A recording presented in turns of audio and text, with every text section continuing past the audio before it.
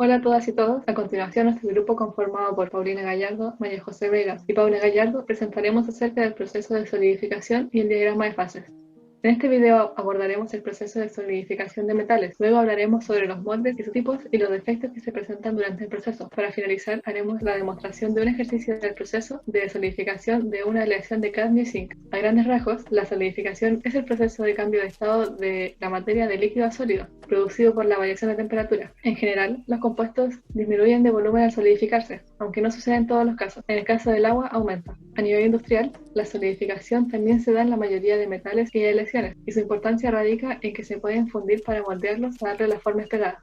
Es por lo anterior que estudiaremos la solidificación en metales puros y aleaciones. Un metal puro es un material el cual está constituido por un solo tipo de elementos, mientras que una aleación está constituida por dos o más elementos, donde uno de estos es un metal. Y esta diferencia en su composición puede evidenciarse en la forma de sus respectivos diagramas de solidificación, que a continuación explicaremos con mayor profundidad.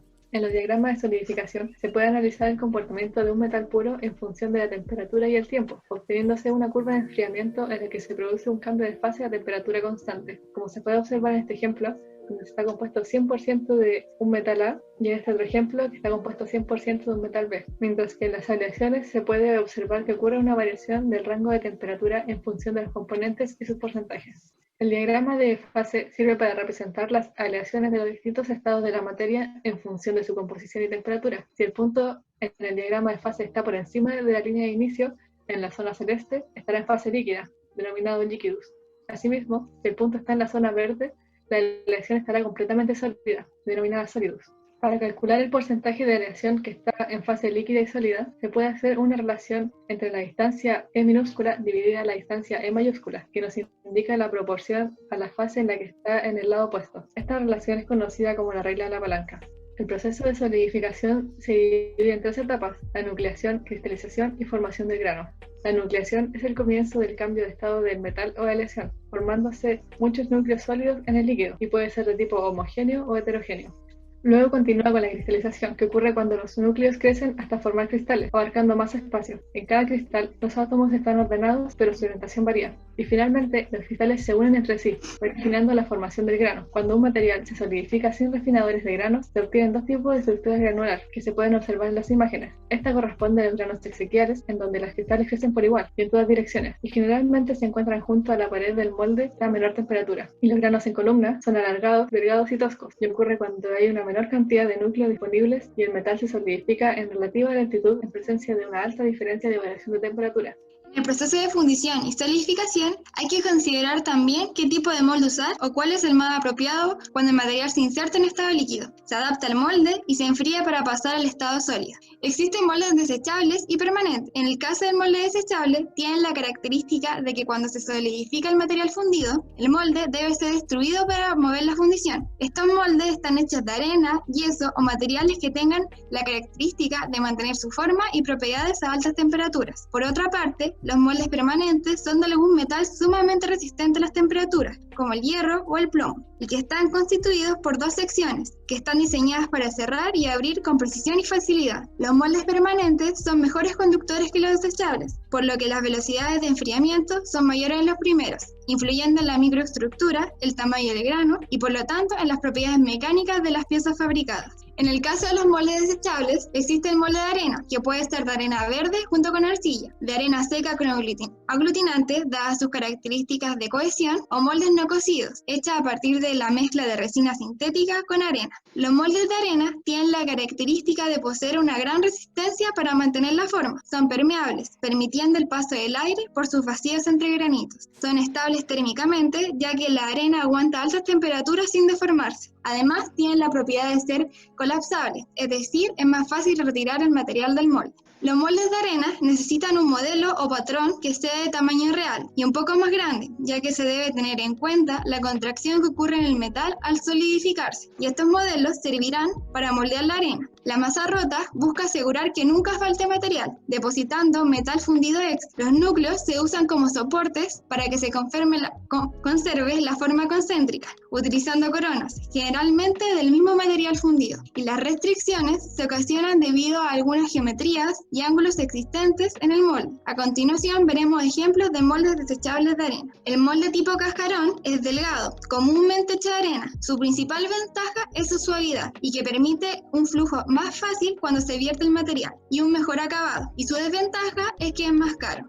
El molde de revestimiento se forma con un modelo de cera que se recubre con un material refractario. Luego se derrite la cera y se vierte el material fundido. Tiene la ventaja de poder hacerse piezas complejas y con detalle. La desventaja es que es más caro. Ahora pasaremos a los moldes permanentes. A estos se les busca aumentar su vida útil, por lo que sus cavidades internas se deben recubrir con materiales altamente refractarios, como el silicato de sodio, arcilla o grafito, ya que tienen la propiedad de resistir altas temperaturas sin descomponerse. Estos recubrimientos también ofrecen una barrera térmica que permite reducir la velocidad de enfriamiento en el metal. El siguiente tema corresponde a los defectos presentes en el proceso de solidificación. En este proceso se producen una serie de efectos de tipo químico denominados segregaciones. Consiste en una diferencia de composición química de la aleación y se presenta porque la difusión no es capaz de homogeneizar el sólido formado durante la solidificación. Las impurezas que se presentan en los moldes son sustancias extrañas que acompañan a los metales y aleaciones en el proceso de solidificación. Las impurezas se pueden clasificar en tres grupos: metálicas, no metálicas y gaseosas. Las impurezas metálicas son aquellas que se mezclan con los metales que forman la aleación,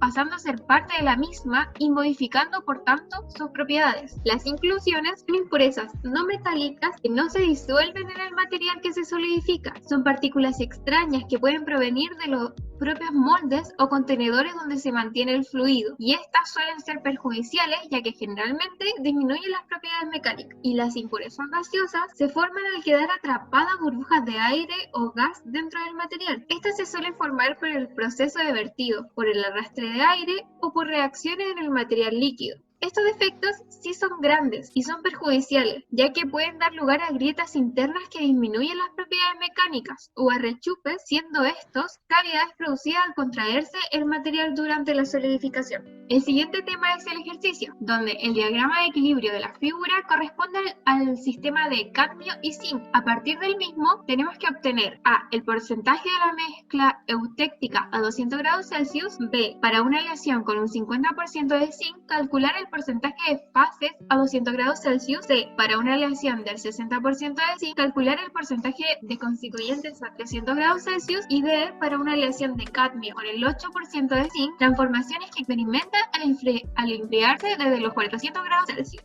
En la letra A, para analizar la mezcla eutéctica, tenemos que posicionarnos en el 17,4% de zinc a 200 grados Celsius. Para esto vamos a analizar a través de una tabla donde ponemos las fases, la composición y la proporción. Las fases en este caso serían alfa y beta, y la composición en alfa sería 1,95% de zinc y 99,1% de zinc.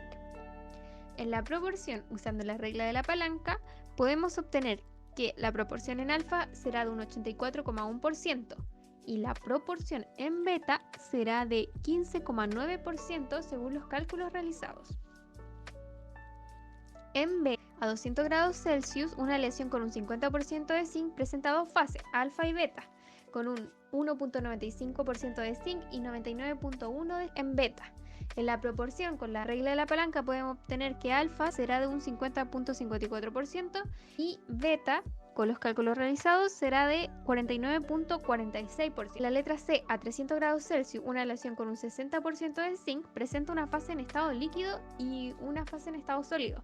La composición en alfa del estado líquido será de 32,1% de zinc y beta en estado sólido 97,6% de zinc. La proporción, según la regla de la palanca, será que en estado líquido habrá un 57,4% y en estado sólido, según los cálculos realizados, será de un 42,60%.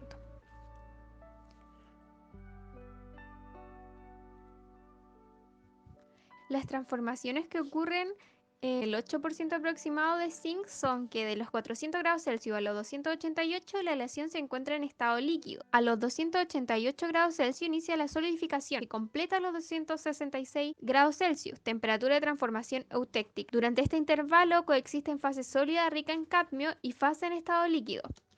A los 266 grados Celsius tiene lugar la transformación eutéctica del líquido restante. Y a partir de los 266 grados Celsius no presenta más transformaciones. Muchas gracias.